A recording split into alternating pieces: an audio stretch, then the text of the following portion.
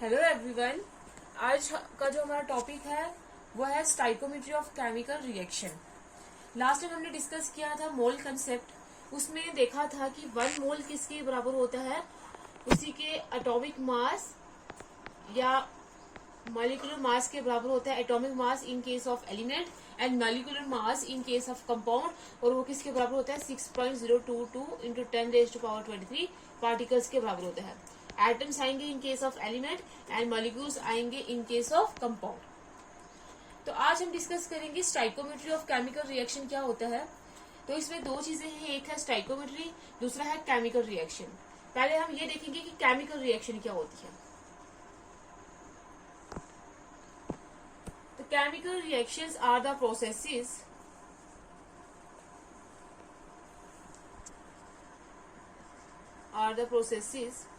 in which new substances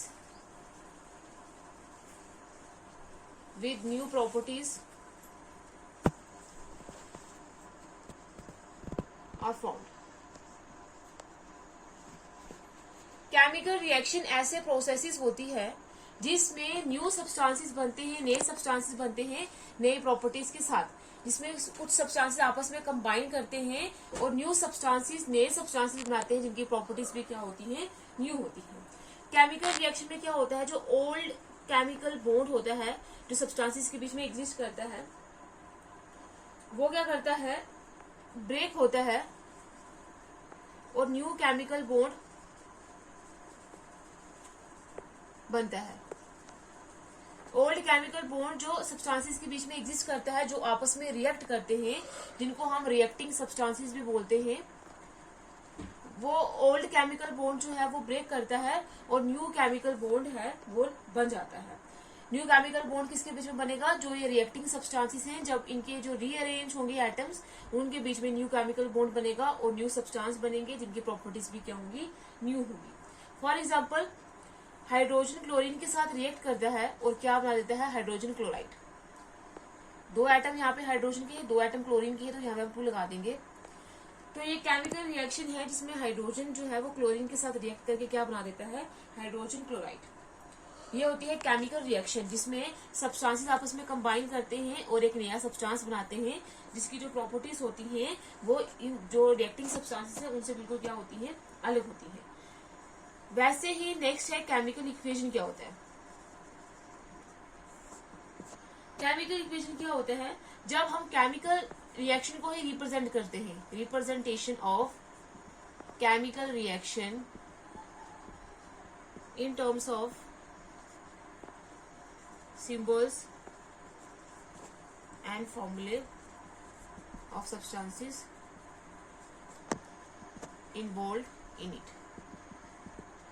chemical equation क्या होता है, केमिकल रिएक्शन की ही रिप्रेजेंटेशन होती है, लेकिन केमिकल रिएक्शन को जब हम सिंबल्स और फॉर्मूले के साथ रिप्रेजेंट करेंगे तो वो क्या बन जाएगी, हमारे पास chemical equation. Chemical equation chemical reaction ही है। केमिकल रिएक्शन क्या होती है, जब हाइड्रोजन क्लोरीन के साथ रिएक्ट करेगा तो हाइड्रोजन क्लोराइड बनाएगा। जब हम उसी रिएक्शन को रिप्रेजेंट करेंगे इन terms of symbols and formulas, जैसे अगर हम हाइड्रोजन लेंगे तो हाइड्रोजन का फॉर्मूला होता है H2, क्लोरीन का होता है Cl2 और हाइड्रोजन क्लोराइड का होता है HCl। तो उस केमिकल रिएक्शन को हम क्या बोलेंगे, वो क्या है, केमिकल इक्वेशन। जैसे सिल्वर नाइट्रेट रिएक्ट करता है सोडियम क्लोराइड के साथ और वो क्या दे देता है, sodium nitrate plus silver chloride. Chemical reaction को हमेशा जो रिएक्टिंग सब्सटेंसेस होते हैं उनमें प्लस का साइन डालते हैं और वो हमेशा कहाँ पे होते हैं, रिएक्शन के लेफ्ट हैंड साइड, और जो प्रोडक्ट होते हैं वो हमेशा रिएक्टेंट की राइट हैंड साइड आते हैं। तो इस रिएक्शन में क्या है, केमिकल रिएक्शन में सिल्वर नाइट्रेट सोडियम क्लोराइड के साथ रिएक्ट करता है तो क्या बना देता है, सोडियम नाइट्रेट और सिल्वर क्लोराइड बना देता है। अब जब इसी को हम, सिल्वर नाइट्रेट का फॉर्मूला क्या होता है, AgNO3, सोडियम क्लोराइड का क्या होता है, NaCl। जब ये आपस में रिएक्ट करेंगे तो यहाँ से ये जो सिल्वर है वो क्लोराइड लेकर क्या बना देगा, AgCl सिल्वर क्लोराइड, और सोडियम जो है वो नाइट्रेट लेके बना देगा सोडियम नाइट्रेट। ये होगी केमिकल रिएक्शन सिंपल और ये होगी केमिकल इक्वेशन। जो सब्सटेंसेस आपस में रिएक्ट करते हैं जो हमेशा एरो के लेफ्ट हैंड साइड होते हैं उनको हम क्या बोलते हैं, रिएक्टेंट्स। और वो सब्सटेंसेस जो एरो के हमेशा राइट हैंड साइड होते हैं जो जो रिएक्टेंट्स मिलकर बनाते हैं उनको हम क्या बोलते हैं, प्रोडक्ट्स। तो ये है केमिकल इक्वेशन। अब नेक्स्ट है balancing of chemical equation. Chemical equation की बैलेंसिंग क्या होती है?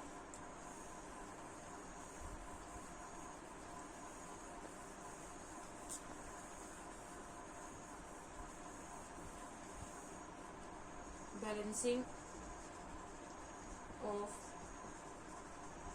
Chemical equation.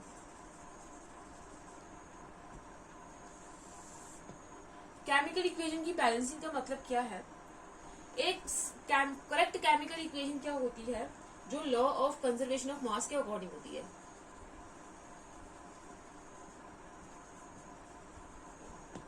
Law of conservation of mass क्या बोलता है? Total mass of the reactants must be equal to the total mass of the products।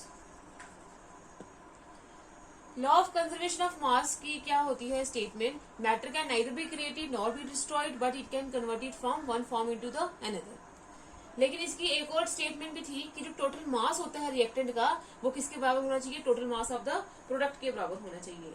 इसका मतलब ये है कि जितने एटम्स रिएक्टेंट के कंबाइन किए हैं एक एलिमेंट के, उतने ही एटम रिएक्टेंट साइड में होने चाहिए और उतने ही एटम किसमें होने चाहिए? प्रोडक्ट साइड में होने चाहिए।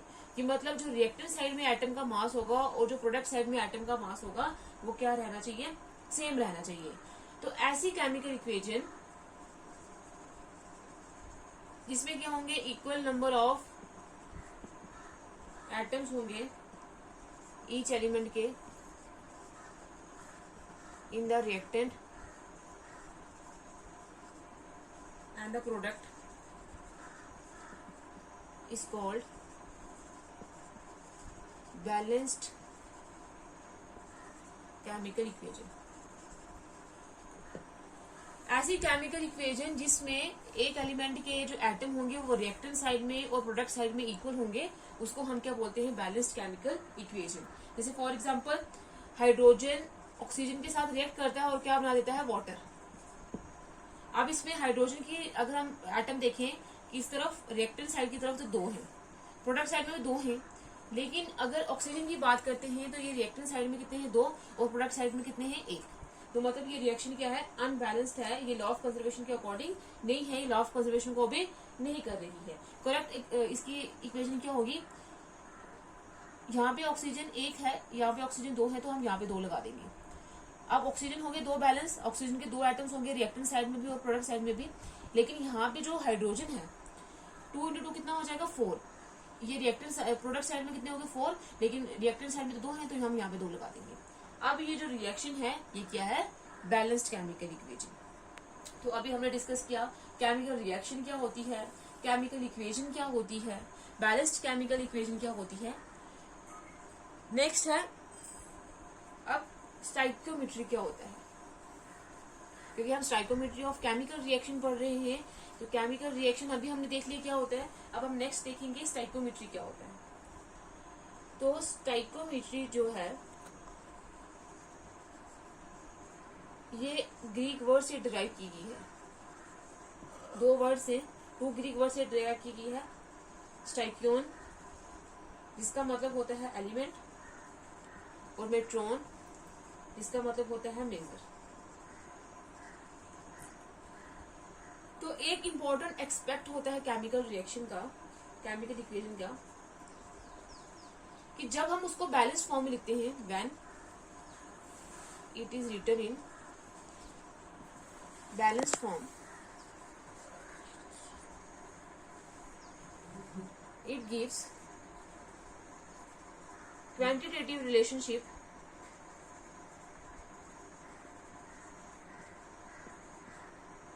between the various reactants and products in terms of moles, molecules, masses and volume in case of gases. This is called stoichiometry.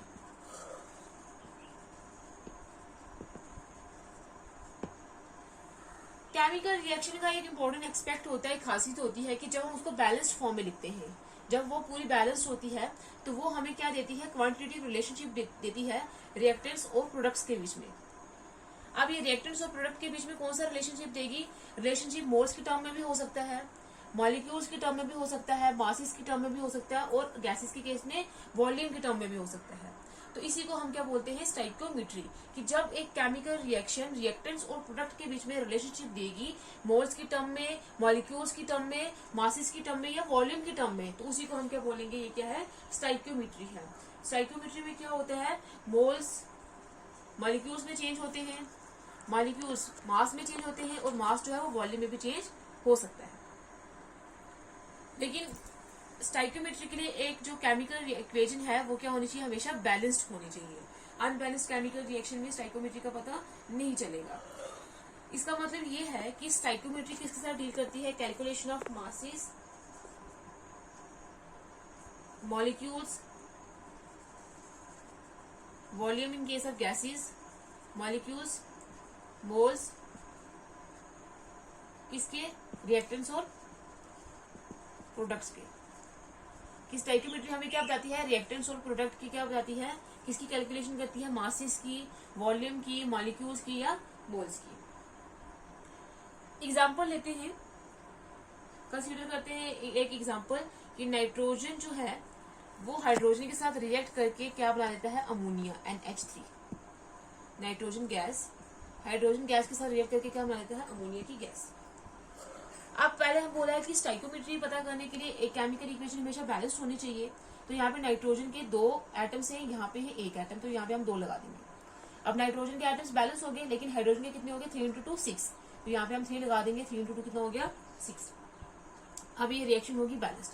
अब ये केमिकल इक्वेशन जो बैलेंस्ड है ये हमें क्या बता रही है कि 1 मॉलिक्यूल नाइट्रोजन का कंबाइन कर रहा है 3 मॉलिक्यूल हाइड्रोजन के साथ, और क्या बना रहा है? 2 मॉलिक्यूल किसके? अमोनिया के। ये हो गया इन टर्म्स ऑफ मॉलिक्यूल्स। या हम ये बोल सकते हैं 1 मॉलिक्यूल जो होगा उसका जो मॉलिक्यूलर मास होगा वो किसके बराबर होता है? 1 मोल के बराबर। इसका मतलब 1 मोल जो है ऑफ नाइट्रोजन कंबाइन कर रहा है 3 मोल ऑफ हाइड्रोजन के साथ, और क्या बना रहा है? 2 मोल ऑफ अमोनिया। ये है। उसके बाद 1 मोल में कितने नंबर ऑफ पार्टिकल्स होते हैं? 6.022 इंटू 10⁻23, जिसको हम सिंपली Na से लिखते हैं, एवोगाड्रो नंबर से। तो 1 मोल है तो 1 मोल में इतने पार्टिकल्स होंगे, सिंपली Na से रिप्रेजेंट करेंगे। तो मतलब ये होगा कि Na molecules of nitrogen combine करेंगे, यहाँ पे 3 टाइम्स है तो 3 Na मॉलिक्यूल्स ऑफ। 1 मोल में Na नंबर ऑफ पार्टिकल्स होते तो 3 मोल में कितने होंगे? 3 Na होंगे। 3 Na मॉलिक्यूल ऑफ हाइड्रोजन, और हमें क्या मिलेगा? 2 Na मॉलिक्यूल्स ऑफ अमोनिया। और Na किसके बराबर है? एवोगाड्रो नंबर के बराबर। वो किसकी वैल्यू क्या है? 6.022 इंटू 10⁻23। ये होगी स्टाइकियोमेट्री। ये जो नंबर है जो केमिकल रिएक्शन में पता चल रहा है कि जो 1 मॉलिक्यूल है नाइट्रोजन का वो कंबाइन कर रहा है 3 मॉलिक्यूल हाइड्रोजन के साथ, और बना रहा है 2 मॉलिक्यूल किसके? अमोनिया के। ये जो नंबर है 1, 3 और 2, इनको हम बोलते हैं stoichiometric coefficients.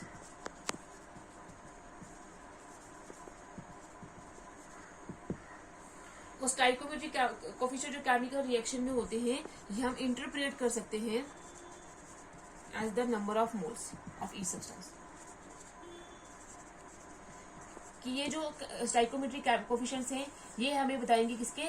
Number of moles होंगे हर एक सब्सटेंस के, उसकी टर्म में हम क्या करेंगे? उसको इंटरप्रेट करेंगे। तो स्टाइकियोमेट्री यही है कि ये क्या बताती है? रिलेशनशिप बताती है रिएक्टेंट्स और प्रोडक्ट के बीच में, मॉलिक्यूल्स की टर्म में, मोल्स की टर्म में, गैसेस की फॉर्म में, वॉल्यूम भी हो सकती है। तो वही क्या होगी? स्टाइकियोमेट्री। तो मतलब ये है कि क्वांटिटेटिवली अगर हम देखें या क्वालिटेटिवली देखें तो एक केमिकल रिएक्शन हमें क्या बताती है? केमिकल रिएक्शन से हमें क्या पता चलता है? Simply names of various reactants and products. Qualitatively अगर देखा जाए तो एक बैलेंस्ड केमिकल रिएक्शन जो है वो सिर्फ हमें बताती है कि कौन से रिएक्टेंट ने कंबाइन करके कौन से प्रोडक्ट बनाए हैं, लेकिन क्वांटिटेटिवली अगर देखा जाए तो एक रिएक्शन हमें क्या क्या बताती है, relative number of reactant and product species, atom और molecules take part in the reaction। Quantitatively देखा जाए तो एक केमिकल रिएक्शन हमें क्या बताती है, रिलेटिव नंबर ऑफ रिएक्टेंट्स और प्रोडक्ट, कि कितने रिएक्टेंट और कितने प्रोडक्ट, रिएक्टेंट के एटम्स या मॉलिक्यूल्स हो सकते हैं, प्रोडक्ट के भी एटम या मॉलिक्यूल्स हो सकते हैं, कितने रिएक्टेंट्स जो है वो आपस में कंबाइन करके कितने उन्होंने प्रोडक्ट बनाया है। सेकंड हमें यह बताती है relative number of moles of reactants and product, कि रिएक्टेंट और प्रोडक्ट के, रिएक्टेंट में के कितने मोल्स कंबाइन करके कितने मोल ऑफ प्रोडक्ट बनाया है। थर्ड हमें ये बताती है relative masses of reactant and product, कितने मासेस हैं रिएक्टेंट और प्रोडक्ट के, कितने मास जो है वो रिएक्टेंट ने कंबाइन किया है और कितने मास प्रोडक्ट का बनाया है। Fourth relative volumes of gaseous reactants and products. Gases के केस में ये हमें वॉल्यूम के बारे में बताता है कि कितनी वॉल्यूम रिएक्टेंट ने कंबाइन करके कितनी वॉल्यूम प्रोडक्ट की बनाई है। एग्जाम्पल लेके डिस्कस करते हैं। जैसे मीथेन कि जब हम कंबशन करेंगे, कंबशन का मतलब क्या होता है, जब हम किसी भी चीज को बर्न आउट करते हैं in the presence of oxygen, oxygen की प्रेजेंस में इसको बर्न आउट करेंगे, मीथेन गैस को ऑक्सीजन की प्रेजेंस में जब हम बर्न आउट करेंगे, ऑक्सीजन भी गैस होती है, तो क्या बनता है हमारे पास carbon dioxide gas plus water. Water भी वेपर की फॉर्म में जो है वो रिलीज होगा, मतलब गैसेस फॉर्म में रिलीज होगा। अब ये केमिकल रिएक्शन पहले बैलेंस करेंगे, तो यहाँ पे कार्बन एक है, यहाँ पे भी कार्बन एक है, ऑक्सीजन यहाँ पे कितने हैं, दो, तो यहाँ पे कितने, दो और एक, तीन। अब ऑक्सीजन अनबैलेंस्ड है तो यहाँ पे हम लगा देंगे दो। अब ऑक्सीजन कितने हो गए, दो और दो, 2 × 2 कितना हो गया, 4। इसकी वजह से हम यहाँ पे 2 लगा देंगे, तो अब कितना हो गया, 2 इधर हो गए, 2 इधर हो गया, ऑक्सीजन हो गया बैलेंस्ड। लेकिन हाइड्रोजन कितने हो गए, यहाँ पे हाइड्रोजन 4 है, यहाँ पे भी हाइड्रोजन 2 × 2 4 है, कार्बन यहाँ पे 1 है, कार्बन भी यहाँ पे 1 है। अब ये बैलेंस्ड केमिकल इक्वेशन है, ये हमें क्या क्या बता रही है। पहला ये बता रही है कि 1 molecule of CH4 gas combine कर रहा है 2 मॉलिक्यूल ऑफ ऑक्सीजन गैस, और हमें क्या दे रहा है, 1 molecule of carbon dioxide gas plus 2 molecule of water, वो भी गैसेस फॉर्म में। 1 मॉलिक्यूल मीथेन का कंबाइन कर रहा है 2 मॉलिक्यूल ऑफ ऑक्सीजन के साथ, वो क्या दे रहा है, 1 molecule of carbon dioxide plus 2 molecule of water. दूसरा ये बोल सकते हैं, मोल्स का रिलेशनशिप भी दे रहा है, तो हम ये बोलेंगे 1 mole of methane gas combine कर रहा है 2 मोल ऑफ ऑक्सीजन गैस के साथ, और क्या दे रहा है, 1 mole of carbon dioxide gas plus 1 mole of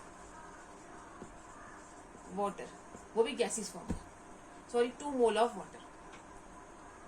या अगर हम इसके मास की फॉर्म में देखेंगे, तो मास की फॉर्म में हम कैसे लिखेंगे, 1 मोल किसके बराबर होता है, जो कंपाउंड होता है, अगर कंपाउंड है तो कंपाउंड के केस में उसके मॉलिक्यूलर मास के बराबर होता है। तो अगर हम इसको मोल को मास में कन्वर्ट करेंगे तो वो उसका मॉलिक्यूलर मास आएगा। तो एक कार्बन का मास कितना होता है, 12, प्लस एक हाइड्रोजन का होता है 1, तो क्या हो जाएगा, 1 × 4 = 12 + 4 18 16।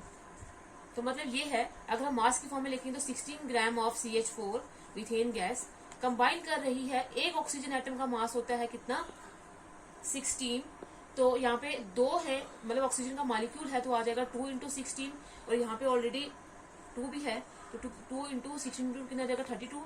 32 को 2 से करेंगे तो क्या आ जाएगा, 64 ग्राम। 64 ग्राम ऑफ ऑक्सीजन के साथ, और क्या बना देगा, कार्बन डाइऑक्साइड बनाएगा। कार्बन डाइऑक्साइड कितने ग्राम बनाएगा? एक कार्बन एटम का मास होता है 12 प्लस एक ऑक्सीजन का होता है 16, तो 2 × 16 आ जाएगा। 12 प्लस 16 कितना होता है 32, 44 ग्राम। 44 gram of carbon dioxide gas plus water का कितना होगा 2 मल्टीप्लाई अंदर एक हाइड्रोजन का होता है 1, तो 2 कितना आ जाएगा 1 × 2 प्लस एक ऑक्सीजन का कितना होता है 16, 2 16 16 × 2 18 36 ग्राम ऑफ वाटर। तो अगर हम मास के फॉर्म में देखें तो एक मोल में जितना मास होगा, जितना मॉलिक्यूलर मास होगा वही हम लेंगे। तो मीथेन के 16 ग्राम कंबाइन करते हैं ऑक्सीजन के 64 ग्राम के साथ और वो हमें क्या देते हैं 44 ग्राम ऑफ कार्बन डाइऑक्साइड और 36 ग्राम ऑफ वाटर। तो अगर हम अभी गैसेस हैं तो अगर हम वॉल्यूम के केस में देखेंगे तो 1 मोल जो है वो कितने, अगर हम नॉर्मल टेम्परेचर रूम टेम्परेचर के ऊपर देखेंगे 1 मोल कितने लीटर्स के बराबर होता है 22.4 लीटर्स के बराबर होता है। ये हमने कल डिस्कस किया था जब हमने मोल और वॉल्यूम के बीच में रिलेशनशिप बताया था। तो 1 मोल ऑफ मीथेन गैस है तो मतलब क्या होगा 22.4 litres of methane gas combine करती है। यहाँ पे 2 मोल है तो एक मोल में अगर 22.4 लीटर है तो 2 मोल में कितने होंगे 2 × 22.4 लीटर, तो कितना आ जाएगा 44.8 लीटर्स ऑफ ऑक्सीजन मिलकर क्या देंगे, एक मोल कार्बन डाइऑक्साइड की दे रहे हैं तो मतलब 22.4 litres of carbon dioxide plus 2 multiply 22.4 litres of hydrogen water, मतलब क्या होगा 44.8 लीटर्स ऑफ वाटर। तो इस केमिकल रिएक्शन में मॉलिक्यूल्स के बीच में, जो रिएक्टेंट के मॉलिक्यूल्स और प्रोडक्ट के मॉलिक्यूल्स उनके बीच में रिलेशनशिप पता चल रहा है, मोल्स के बीच में, मासेस के बीच में और वॉल्यूम के बीच में पता चल रहा है। और हम ये क्या कर रहे हैं, मॉलिक्यूल्स किस में चेंज हो रहे हैं, मोल के बीच में, मोल फर्दर आगे मास के बीच में चेंज हो रहे हैं और मोल्स जो है वो वॉल्यूम के अंदर भी चेंज हो रहे हैं।